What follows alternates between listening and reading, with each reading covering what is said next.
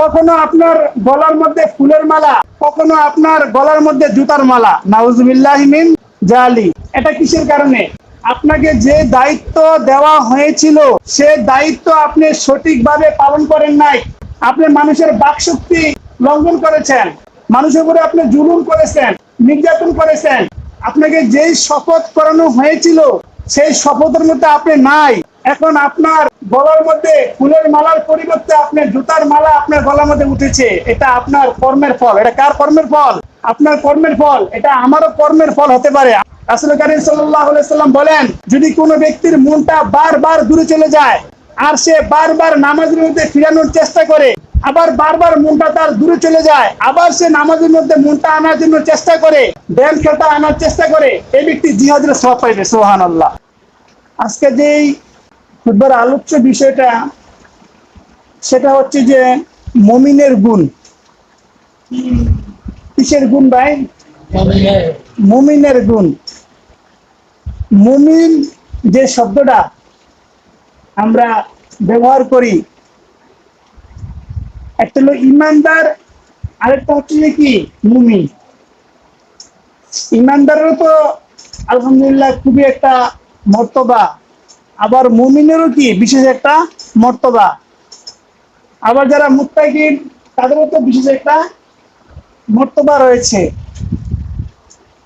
আর যারা মুনাফিক তাদের কি রয়েছে? তাদের তো অধঃপতন ছাড়া আর কোনো কিছু নেই। সম্মানিত আমার ভাইয়েরা, খুতবার মধ্যে একটা আয়াত পড়েছি যে ওমাল হায়াতুদ দুনিয়া ইল্লা লাইবু ওয়া লাহবুন ওয়া লাদ-দারুল আখিরাতু খায়রুল লিল্লাযিনা ইয়াত্তাকুনা আফালা তাকিলুন। আল্লাহ সুবহানাহু ওয়া তাআলা আপনাকে আমাকে দুনিয়াতে পাঠিয়েছেন, আল্লাহর বিশেষ একটা উদ্দেশ্য রয়েছে। আল্লাহ আমাদেরকে খামাকা, অযথা, অনর্থক, বৃথাই এই পৃথিবীতে পাঠান নাই। আর আমরাও যারা দুনিয়াতে বসবাস করি, অযথা, অনর্থক আমরা কোনো কাজ করি না। কোনো কাজ করি যেটা আমাদের কল্যাণে আসে না, যেটার মধ্যে আমাদের কোনো ফায়দা লুকায়িত নাই। যে কাজ করলে আমাদের ফায়দা হয় না, সেই কাজ করতে কি আমরা রাজি? সেটা কেউ করে না। তো আল্লাহ সুবহানাহু ওয়া তাআলা যে আপনাকে আমাকে দুনিয়াতে পাঠিয়েছেন, এটাও আমাদের বুঝতে হবে যে আমাদেরকে কেন আল্লাহ তাআলা দুনিয়াতে পাঠাইলেন। আল্লাহ তাআলা বলেন, ওয়াইজ ক্বালা রাব্বুকা লিল মালাইকাতি ইসজুদু লিআদামা ফাসজাদু ইল্লা ইবলিস।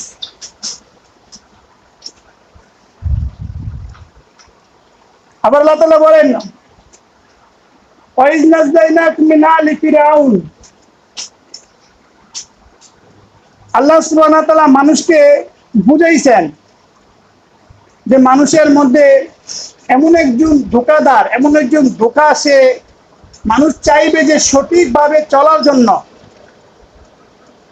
কিন্তু সে সঠিকভাবে চলতে পারবে না, তার জন্য বাধাগ্রস্ত করা হবে। সম্মানিত আমার ভাইয়েরা, আল্লাহ তাআলা আমাদেরকে পাঠাইছেন দুনিয়াতে, আমরা দুনিয়াতে খেলাফতের দায়িত্ব পালন করার জন্য। কিসের দায়িত্ব পালন করার জন্য? খেলাফতের দায়িত্ব পালন করার জন্য।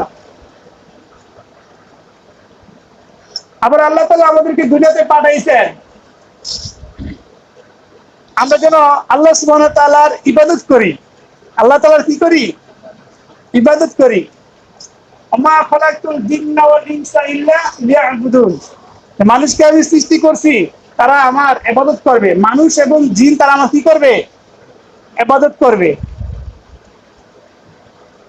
এখন আমরা কি আসলে যে উদ্দেশ্যে আল্লাহ তাআলা আমাদেরকে দুনিয়াতে পাঠিয়েছেন, সেই কাজ কি আসলে আমরা পরিপূর্ণভাবে করতেছি? যদি আমরা পরিপূর্ণভাবে সেই কাজটা না করি, তাহলে আমাদের জীবনে অধঃপতন আছে কি নাই? শুধু দুনিয়াতে নাকি আখিরাতেও? যারা মনে করেন যে এই বাংলাদেশটা রক্ষণাবেক্ষণ করার জন্য দায়িত্ব নিয়েছেন। দায়িত্ব নেওয়ার পরে তারা দায়িত্ব ঠিকমতো পালন করেন নাই। এর বিনিময় তাদের দুনিয়াতে শাস্তি পাওয়া লাগে কি লাগে না? অসম্মানী ভোগ করা লাগে কি লাগে না? কখনো আপনার গলার মধ্যে ফুলের মালা, কখনো আপনার গলার মধ্যে জুতার মালা, নাউজুবিল্লাহি মিন জালি। এটা কিসের কারণে? আপনাকে যে দায়িত্ব দেওয়া হয়েছিল সে দায়িত্ব আপনি সঠিকভাবে পালন করেন নাই। আপনি মানুষের বাকশক্তি লঙ্ঘন করেছেন, মানুষের উপরে আপনি জুলুম করেছেন, নির্যাতন করেছেন। আপনাকে যেই শপথ করানো হয়েছিল সেই শপথের মধ্যে আপনি নাই। এখন আপনার গলার মধ্যে ফুলের মালার পরিবর্তে আপনার জুতার মালা আপনার গলার মধ্যে উঠেছে। এটা আপনার কর্মের ফল। এটা কার কর্মের ফল? আপনার কর্মের ফল। এটা আমারও কর্মের ফল হতে পারে। আমারও কর্মের ফল কি হতে পারে? আজকে আমরা যারা দুনিয়াতে বসবাস করতেছি, আমরা মানুষের সাথে ধোঁকা দেই, মিথ্যা কথা বলি, মানুষের অধিকার নষ্ট করি, মানুষের জান ও মালের নিরাপত্তা আমাদের কাছে নাই। এর বিনিময়ে আল্লাহ পাক রব্বুল আলামিন আপনাকে আমাকে এমন একটা সময় আসবে যেই সময় আমার সারা জীবনের যত দুর্নীতি, যত মন্দ কাজ, যত মানুষকে ধোঁকা দেওয়া, যত মানুষকে আমি ঠকিয়েছি, এর বিনিময় অন্য কোনো সাক্ষীর প্রয়োজন নাই। আমার হাত, আমার পা, আমার চক্ষু, আমার জবান, আমার ব্রেন সব কিছু পুঙ্খানুপুঙ্খানু ভাবে সাক্ষী দিবে আল্লাহ তাআলার কাছে যে এই লোকটা এই অপরাধ করেছে, এই কর্ম সে করেছে। এর বিনিময় আপনার আমার একদিন কাঠগড়ায়, আল্লাহর কাঠগড়ায় দাঁড়িয়ে জবাব দেওয়া করা লাগবে কি লাগবে না? লাগবে। সেই দিনটার জন্য আমার আপনার ভয় করা দরকার। সেই দিনটা যদি আমি আপনি ভয় নাই করি, তাহলে আমি দুনিয়াতে যেরকম আমার বেজ্জতি হইতেছে, আখিরাতে অনেক অনেক কোটি কোটি কোটি কোটি মানুষের সামনে আপনাকে আমাকে দাঁড় করানো হবে। দাঁড় করানোর পরে সেখানে মুহাম্মদ রাসূলুল্লাহ সাল্লাল্লাহু আলাইহি সাল্লাম থাকবেন, জাতির পিতা ইব্রাহিম আলাইহিস সালাতু ওয়াস সালাম থাকবেন, ইউনূস আলাইহিস সালাতু ওয়াস সালাম থাকবেন, ইউসুফ আলাইহিস সালাতু ওয়াস সালাম থাকবেন, আদম আলাইহিস সালাতু ওয়াস সালাম থাকবেন। 1,24,000 মতান্তরে 2,24,000 আম্বিয়া আলাইহিস সালাতু ওয়াস সালাম সেখানে আমাকে আপনাকে দাঁড় করানো হবে। দাঁড় করানোর পরে বলা হবে যে এই লোকটা অপরাধী। লোকটা কি? অপরাধী। ওই সময় সম্মান কি থাকবে? সেই দিনের জন্য তো আমার আপনার জন্য ভয় করতে হবে যে মুহাম্মদ সাল্লাল্লাহু আলাইহি ওয়াসাল্লামের সামনে থাইকা যদি আমাকে অপরাধী করানো হয়, সেটার জন্য ওই দিন আপনার কাছে আমার কাছে কেমন মনে হবে? এই কারণে কিন্তু আমাদের এই দুনিয়ার মধ্যে আমাদের আমলটা যেন আমরা সুন্দর করতে পারি, আমলটা যেন ভালো করতে পারি, নিয়তটা যেন সহি করতে পারি, আমাদের প্রত্যেকটা আমলের মধ্যে যেন ইখলাস থাকে, এবং যতটুকু আমাদের এলাম কালাম আল্লাহ সুবহানাহু ওয়া তাআলা দিয়েছেন ওই অনুযায়ী যেন আমরা একটু আমল করতে পারি, হালালকে হালাল জানতে পারি, হারামকে হারাম জানতে পারি। যেটা জায়েজ এটা তো আমার জন্য জায়েজ, যেটা না জায়েজ সেটা আপনার আমার জন্য প্রত্যাখ্যান করতে হবে। যদি সেটা আমি আপনি একটু চিন্তা করি, তাহলে যেই দিন আমার কোনো সাহায্যকারী আর থাকবে না, যেদিন আমার পিতা আমাকে চিনবে না, যেদিন আমার মাতা আমাকে চিনবে না, যেদিন আমার সন্তান আমাকে চিনবে না, যেদিন আমার সাথী সঙ্গী বন্ধু বান্ধব কেউ আমাকে চিনবে না, ওই দিনটাকে যদি আমি আপনি একটু ভয় করতে পারি, তো সেখানে আমার মাথার মধ্যে মুকুট পরানো হবে। কেমন মুকুট পরানো হবে? দুনিয়ার সমস্ত যত আলো রয়েছে সব কিছু সেখানে তার সাথে তুলনা করা যায় না। আল্লাহু আকবার। যারা এই দুনিয়ার মধ্যে নেক কাজ এবং ভালো কাজ করে সেখানে উঠতে পারবে। সম্মানিত আমার ভাইয়েরা, অনেকে তো ঘুমাইতেছেন নাকি? হ্যাঁ ভাইয়েরা, কি ঘুমাইতেছেন? হ্যাঁ, ঘুমায়েন না ভাই, ঘুমায়েন না। সপ্তাহে একদিন একটু আলোচনা হয় কোরআন হাদিসের, যদি আমরা ঘুমিয়ে যাই ভাই, মনোযোগ না দেই, তাহলে ভাই আমরা, এটা আমাদের জন্য একটা কি ব্যর্থতা, ঠিক না? কারণ এইখানে আল্লাহর ঘরে আসলে ঘুম আসবে, কারণ এটা আল্লাহর রহমতের জায়গা। কার জায়গা? আল্লাহর রহমতের জায়গা। এখানে সর্ব অবস্থায় আল্লাহর রহমত নাজিল হয়। এখানে ঘুমটা বেশি আসে কারণ আল্লাহর রহমতে নাজিল হয়। তারপরও একটু চিন্তা করতে হবে যে এখন বর্তমানে আমরা অনেকেই মনে করেন যে অনেকের ছবি আমরা দেখে ফেসবুকে, ইন্টারনেটের মাধ্যমে আমরা খুব বেশি আমাদের প্রফুল্লতা, হাসি খুশি দেখা যায়, ঠিক না বেটি? তা আপনি যে অন্যেরটা দিকে হাসতেছেন, অন্যের কর্মের ফল, সে যে কর্ম করছে সেটার প্রাপ্য সে ভোগ করতেছে। আমি আপনার যে দুর্নীতি করতেছি, কষ্ট করতেছি, আমি আপনার যে মানুষের অধিকার নষ্ট করতেছি, আমি নিজেই কিন্তু নিজেকে চিনি না। আমাকে যে কারণে আল্লাহ তাআলা পৃথিবীতে পাঠিয়েছেন সে দায়িত্ব আমি পালন করতেছি না। আমাকে যেদিন সমস্ত মানুষের সামনে একবারে প্রথম থেকে শেষ পর্যন্ত যত মানুষ আল্লাহ তাআলা সৃষ্টি করছেন সবাইকে একসাথে কিয়ামতের ময়দানে উঠানো হবে, সেদিন যদি আমার আপনার হাতের মধ্যে হ্যান্ডকাপ করায়, হ্যাঁ, যদি আপনার আমার হাতের ভিতরে সেদিন না বাদে, তখন আপনার সেখানে কি করবো বলেন তো? এই কারণে কিন্তু দুনিয়ার থাইকে আমাদের এটা চেষ্টা করতে হবে যেভাবে আমরা আমাদের আমলটা কি করতে পারি, সুন্দর করতে পারি। তো আল্লাহ তাআলা আমাদেরকে দুনিয়াতে পাঠাইছেন কিসের জন্য? খেল তামাশার জন্য না। কিসের জন্য না? দুনিয়াটাকে জন্য আমরা খেল তামাশার বস্তু হিসেবে মেনে আমরা না নেই। এটা কি খেল তামাশার কোনো বস্তু? আল্লাহ তাআলা আমাদেরকে এই কারণে দুনিয়াতে পাঠান নাই।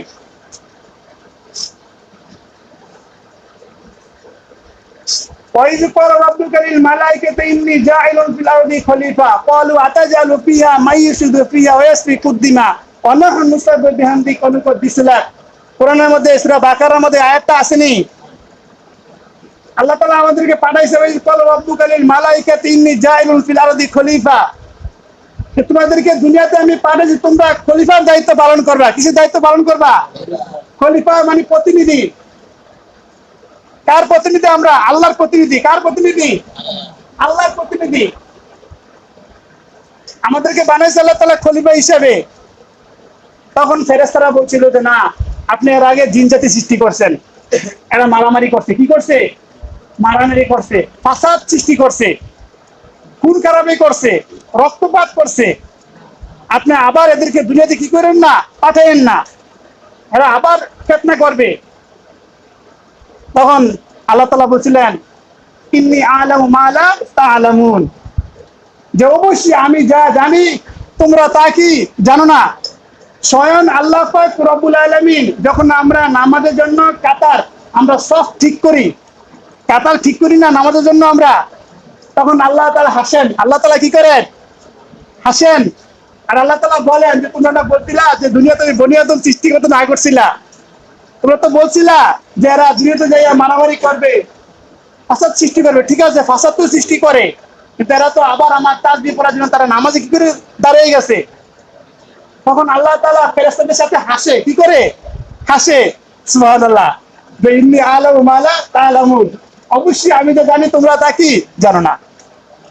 সম্মানিত আমার ভাইয়েরা, আমরা আখিরাতের জন্য প্রস্তুত থাকব, আমাদের আমলকে আমরা সুন্দর করব।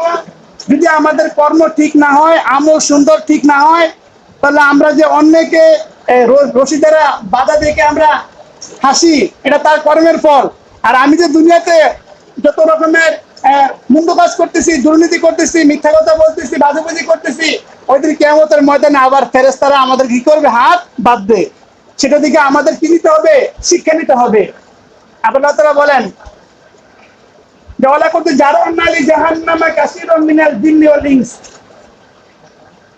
আমি অনেক জিন এবং মানুষকে সৃষ্টি করছি তাদেরকে জাহান্নামে দেওয়ার জন্য। কিসের জন্য? জাহান্নামে দেওয়ার জন্য। কিসের কারণে? তাদেরকে আমি চোখ দিছি, তারা চোখ দিছি ভালো জিনিস দেখার জন্য, ভালো কাজ করার জন্য। তারা এটা ভালো কাজে কি লাগায় নাই। আমি কান দিছি ভালো কিছু শোনার জন্য, কিন্তু তারা ভালো কিছু শুনে না।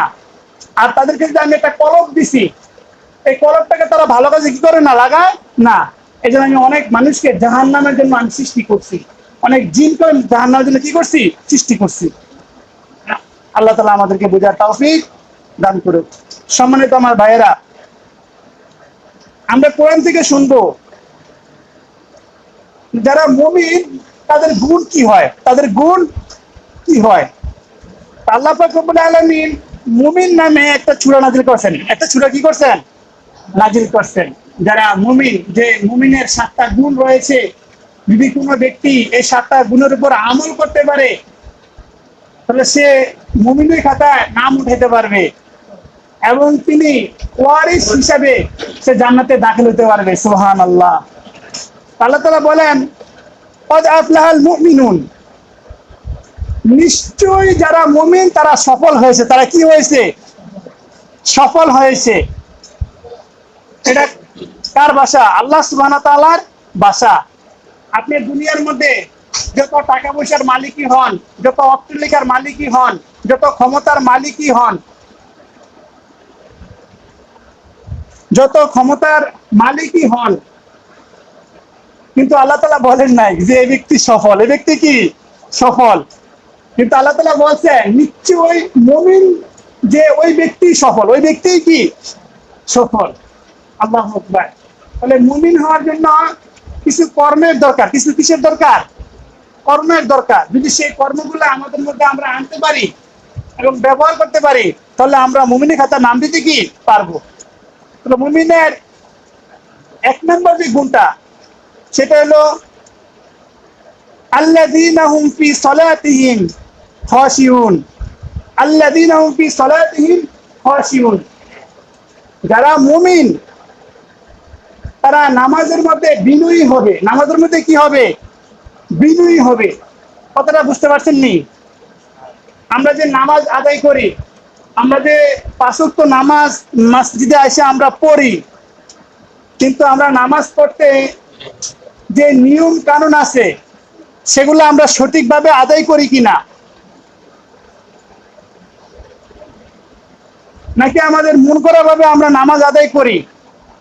কারণ হাদিসের মধ্যে আছে ওই ব্যক্তির সবচেয়ে বড় চোর যে নামাজের মধ্যে চুরি করে। নামাজের মধ্যে কি করে? চুরি করে।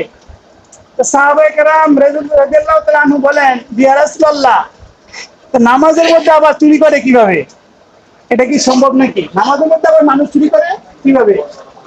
তখন রাসূল কারীম সাল্লাল্লাহু আলাইহি ওয়াসাল্লাম বলেছেন যে নামাজের মধ্যে রুকু সিজদা সঠিকভাবে আদায় করে না।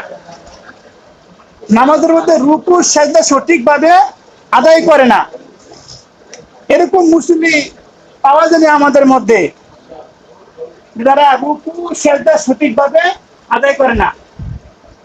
এক সিজদা দিয়া সে আবার সে উঠবে এবং একটু বসবে। এটা কি করবে? বসবে। কমের পক্ষে এক তাসবিহ পরিমাণ সময় একটু দেরি করবে, যেমন সুবহানাল্লাহ, আলহামদুলিল্লাহ, একটু সময় লাগে না? এতটুকু সময় সে দেরি করবে। এতটুকু সময় সে দেরি না করে সাথে সাথে তিনি আবার আরেকটা সেজদা চলে যায়, তো তার নামাজটা কি হবে? তার নামাজটা কি হবে না? হবে না।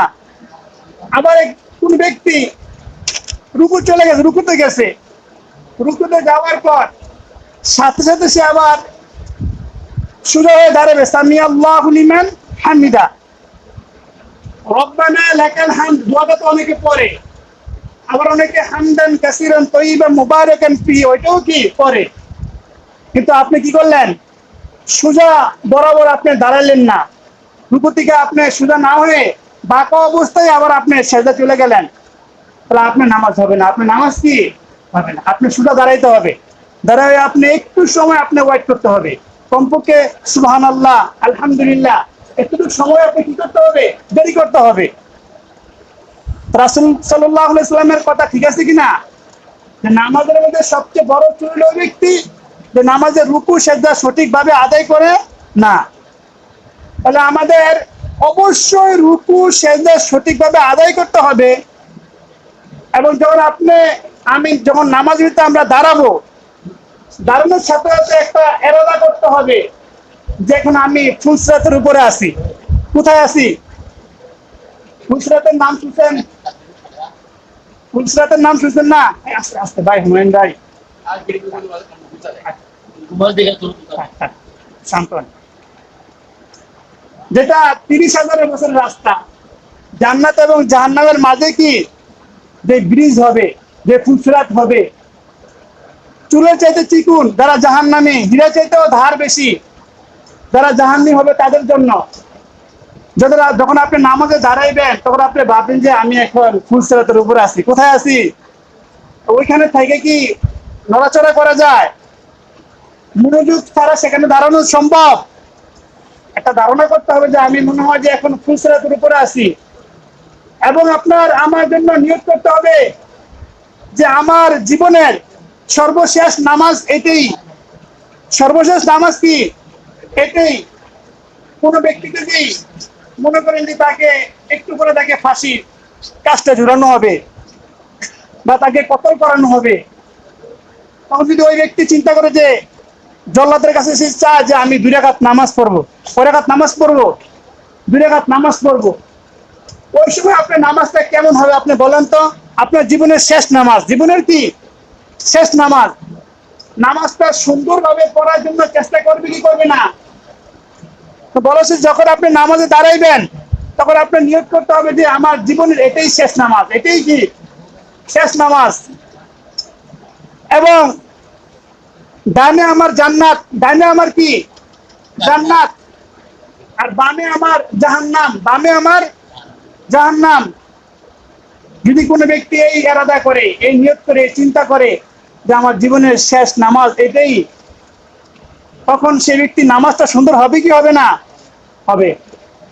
আমরা যখন নামাজে দাঁড়াই, আমরা দেখি নামাজে দাঁড়াই আমরা স্থির থাকি না, নামাজের মনোযোগ থাকে না। নামাজে আমরা অনেকে এদিক সেদিক তাকাই। এবং আমরা যখন সালাম ফিরাই তখন দেখি যে আমাদের দায়িত্ব ছিল যে কেরামান কাতিবিন, যে 2জন ফেরেশতা রয়েছে, সেই 2জন ব্যক্তি কিন্তু আমরা সালামটা দেই, আসসালামু আলাইকুম ওয়া রাহমাতুল্লাহ, আসসালামু আলাইকুম ওয়া রাহমাতুল্লাহ। কারণ হাদিসের মধ্যে আছে যখন আপনি সালাম ফিরাইবেন তখন আপনার নজর থাকবে কাদের দিকে। কোথায়? কাদের দিকে। যখন ডান দিকে সালাম ফিরাইবেন তখন ডান কাদের দিকে আপনার নজর থাকবে। আবার যখন আপনি বাম দিকে সালাম ফিরাইবেন তখন আপনার নজর থাকবে বাম কাদের দিকে। আপনি কি করলেন? এদিকে নজর না রেখা আপনি ওই মনে করেন যে অন্যদিকে নজর করে দিলেন। এটা কি হইলো? এটা কি নবীর শিক্ষা? নবীর শিক্ষা না। আবার অনেকে আমরা নামাজে দাঁড়াই, নামাজে দাঁড়ানোর পর আমাদের কথা ছিল যে আমরা যেখানে আমাদের সেজদাটা আমরা দেব সেখানে আমার নজরটা থাকবে। কিন্তু আমরা কি করি? ওই উপরের দিকে তাকাই থাকি, বা ডাইনে কি করে, বামে কি করে, সেদিকে আমরা তাকাই। সেটা নামাজের খুশু খুজু নয়, নামাজের খুশু খুজু কি নয়, সেটা নামাজের ধ্যান খেয়াল আর থাকে না। এই ভুলগুলো আমরা করি, ভুলগুলো আমরা কি করি? আমরা ওমর রাদিয়াল্লাহু আনহু নাম শুনছি। ওমর রাদিয়াল্লাহু আনহু যখন নামাজে দাঁড়াইছেন, এর পাশে একজন সাহাবী নামাজে দাঁড়াইছেন। তো ওই ব্যক্তি ওমর রাদিয়াল্লাহু আনহু দেখেন যে ব্যক্তি নামাজে দাঁড়ানোর পরে তার দাড়ি আশ্রয়তেছেন, হাত দ্বারা দাড়ি কি করতেছেন? আশ্রয়তেছেন। তখন ওমর রাদিয়াল্লাহু আনহু নামাজ শেষে ওই ব্যক্তিকে ধমক দিয়েছেন যে তুমি এটা কি করছো? নামাজের মধ্যে যদি দাড়ি আশ্রানো যায় এটা কি নামাজের খুশু খুশু? এই ব্যক্তি তো নামাজের খুশু খুশু আর থাকে না, খুশু খুশু কি করে না থাকে না। অতএব আমরা ভাই সবাই চেষ্টা করব আমরা যেন নামাজের মধ্যে কি হইতে পারি? বিনয়ী হইতে পারি। এবং আমাদের ধ্যান এবং খেয়াল যেন নামাজের ভিতরে কি থাকে। আবার যখন আমরা নামাজে দাঁড়াই, অনেকে বলে যে নামাজ হচ্ছে 1 মুন। নামাজ কয় মুন? 1 মুন। এই কথাটা সম্পূর্ণ ভুল। সম্পূর্ণ কি ভুল? আপনি যখন নামাজে দাঁড়াইবেন, দাঁড়ানোর পরে আপনার শয়তানে আপনার মনটাকে ডানে নেয়, বামে নেয়, বিভিন্ন দিকে আপনার মনটাকে নিয়ে যায়। আপনি তখন সাথে সাথে আবার আপনার মনটাকে নামাজের মধ্যে আনার জন্য আপনার চেষ্টা করতে হবে। রাসূল কারীম সাল্লাল্লাহু আলাইহি সাল্লাম বলেন, যদি কোনো ব্যক্তির মনটা বারবার দূরে চলে যায় আর সে বারবার নামাজের মধ্যে ফিরানোর চেষ্টা করে, আবার বারবার মনটা তার দূরে চলে যায়, আবার সে নামাজের মধ্যে মনটা আনার জন্য চেষ্টা করে, ব্যায়াম খেলটা আনার চেষ্টা করে, এই ব্যক্তি জিহাদের সওয়াব পাইবে। সুবহানাল্লাহ। কারণ শয়তান কিন্তু মানুষের আশ-শাইতানু জাসিমুন কলবি বনি আদম, শয়তান মানুষের কলবের মধ্যে সামনে সে শক্ত করে বসে থাকে। শক্ত করে কি বসে থাকে? এই শয়তান তাকে ডানে চালায়, বামে চালায়, সামনে চালায়, পিছনে চালায়, সব দিকে তাকে শয়তান তাকে ধোঁকা দেয়। আর শয়তান কিন্তু আল্লাহ তাআলার কাছে তিনি ওয়াদা করে আসছে যে আমি যত জাহান্নামে যাব, তো সবাইকে আমি জাহান্নামে নিয়ে যাব, সবাইকে জাহান্নামে আমি কি নিয়ে যাব। তখন সে শয়তান আল্লাহ তাআলার কাছে কিছু ক্ষমতা চাইছিল। কি চাইছিল? কিছু ক্ষমতা চাইছিল। আল্লাহ তাআলা এই ক্ষমতাকে দিয়ে দিচ্ছেন। সম্মানিত আমার ভাইয়েরা, যখন আমরা নামাজে দাঁড়াইবো তখন আমরা বারবার চেষ্টা করব আমরা যেন নামাজের মধ্যে মনটাকে আনতে পারি। আর নামাজের মধ্যে মন আনার জন্য, স্থির থাকার জন্য সবচেয়ে বড় টিপস যেটা, সেটা হচ্ছে যে আপনার আমার নামাজের সূরাগুলোর অর্থ জানা। সূরাগুলোর কি জানা? অর্থ জানা। আপনি যে বললেন আল্লাহু আকবার, আল্লাহু আকবার সারা জীবন বললেন বা আমরা বললাম, দুঃখ এবং পরিতাপের বিষয়, আল্লাহু আকবারের অর্থটা কি সেটা আমি জানলাম না। এটা কি আমার জীবনের সবচেয়ে বড় ব্যর্থনা? তারপরে আমরা নামাজে যাই, নামাজে দাঁড়ানোর পরে আমরা রুকুতে যাই, রুকু যাওয়ার পর আমরা বলি সুবহানা রাব্বিয়াল আযীম। এই যে সুবহানা রাব্বিয়াল আযীম, আমার মহান প্রতিপালকের পবিত্রতা বর্ণনা করছি। কিন্তু আপনার জীবনে আপনি 60 বছর, 70 বছর, 80 বছর নামাজ পড়তেছেন বা আমরা পড়ি, কিন্তু আমরা সেটার অর্থটা কি করি না, আমরা জানি না। কিন্তু আমাদের মনটা কিভাবে নামাজের মধ্যে থাকবে বলেন তো?